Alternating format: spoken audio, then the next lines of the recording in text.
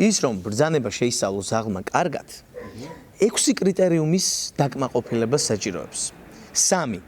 ზაღლის კუთხით 3 პატრონის კუთხით მოდი დავიწყოთ პირველით კონცენტრაცია სჭირდება ზაღს როგორც ავტომატური ასევე ბრძანებით აი წარმოიდგინეთ რომ ზაღს ვეძახი და ზედან მიყურებს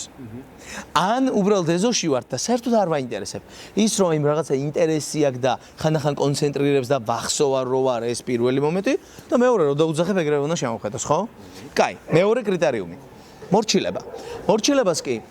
აქვს ესეთი ქვეპუნქტები ერთი სტატუსი ანუ დაახლოებით ესეთი კითხვით რო ახსნათ ვინ ხარ რომ დაგემორჩილო ძაღლები ვფიქრობენ ხოლმე და მეორე ასოციაციები რო დაგემორჩილო მე რას მივიღებ ან მეორე კითხვა აი რო არ დაგემორჩილო რა მესამე ემოციების კონტროლი კონცენტრაცია მორჩილება და ემოციების კონტროლი ეს სამი ნიუანსი ძალიან დიდ როლს ითამაშებს კი არა და გადაწყვეტს ძალიან ბევრს ეხლა თქვენ ეს სამი რო ასწავლოთ პატრონმა ხო პირველი ზაღლის ინსტინქტების მართვა უნდა იცოდეთ როგორ გააკეთოთ ეს ყველაფერი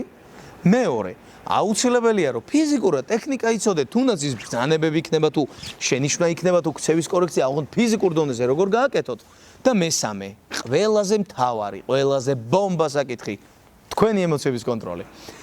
პატრონებს არ შეუძლიათ ხოლმე ემოციების კონტროლი მაგალითად არ შეიძლება ყვირილი